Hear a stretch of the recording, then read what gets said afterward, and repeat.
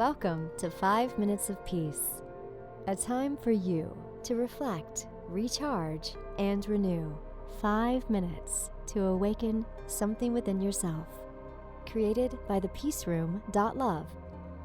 Here is today's message for you. Today's book passage is from The Radical Practice of Loving Everyone, a Four-Legged Approach to Enlightenment by Michael J. Chase. Chapter 12, Curiosity.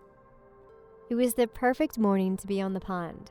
After backing the boat into the water, I drove to the parking lot across the street, grabbed a few items from the truck bed, and walked around to open the passenger door. The front window, which had been cleaned 5 minutes before, now had a fresh layer of drool and nose prints covering it. From the moment we arrived, Molly had been bouncing up and down with excitement. Trying to keep her mellow, I held her leash and said, "Okay, girl, calm down." Walking to the shore's edge, Molly began cautiously dipping her front paws in the water, and then dropped her snout in as if she could smell the very thing we'd come here for. Largemouth bass. "Do you smell fish, Moll?"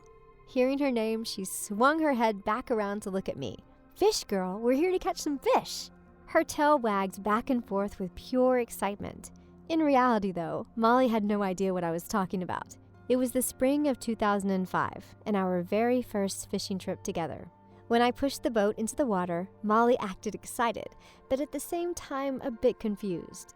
Seeing the land get smaller and farther away appeared to create a moment of anxiety in her. But before long, she became fascinated with the open water. Soon she was hopping from one end of the boat to the other, completely in awe of her new surroundings. Being the queen of curiosity, Molly immediately stuck her nose into a huge bag of artificial neon green worms that I had at my feet. "No, not those, girl. Those are too bright for this water." Reaching into my tackle box, I pulled out another bag and said, "These black and blue ones are the color to use on Kennebunk Pond." The worm had no more than hit the surface when splash! The water exploded into the air as a hungry bass engulfed my entire bait. "Yes! Check it out, girl! First cast!" She put both paws on the edge of the boat and began to stare eagerly at the strange activity 40 feet away. Keeping my line tight, I slowly reeled the fish toward us. Occasionally, it would break water, shaking its body back and forth, which excited my puppy even more. After seeing the fish glide down the bottom of the pond, my now fish-crazed dog leaped in, swimming under the boat in an attempt to rescue what had just gotten away. With only a few feet of fishing line left in the water, I had to push Molly back so I could grab our first catch of the day.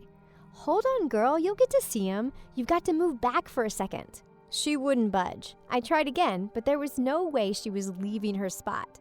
Submerging my hand into the warm water, I slid my thumb into the 2-pounder's mouth, hoisting him into the boat. "Check it out! This is a fish!" Rushing to my feet, Molly nearly knocked me over to get a closer look at the foreign creature. Her nose went ballistic. Had I not pulled this bass away, she would have sniffed his scales off.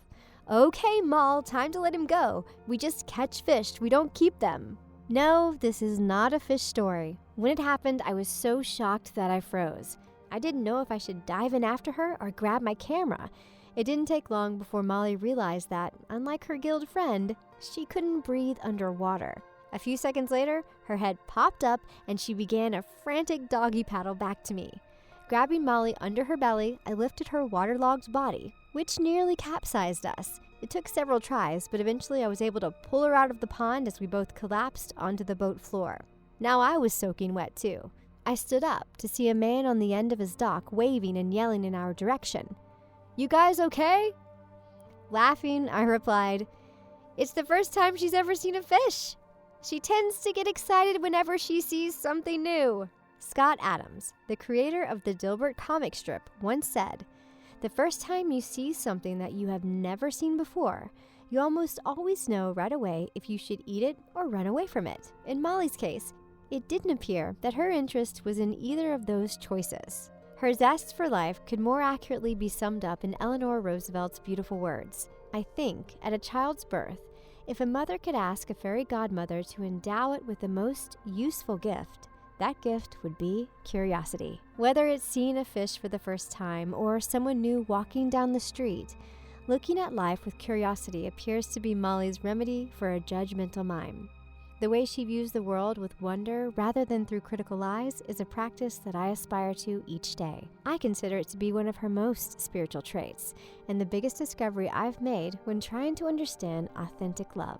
Having an appreciation for all that exists is difficult, but it's a must for anyone in search of inner peace. Thank you for listening, and thank yourself for taking 5 minutes of peace. We are all connected on the path of love, service, and peace for ourselves and others. We're glad to be together with you on this path. And if you would like to know more about the Peace Room and our Reiki treatments, crystal healings, training sessions, and certification workshops, go to www.thepeaceroom.love. Join us here again whenever you need 5 minutes of peace.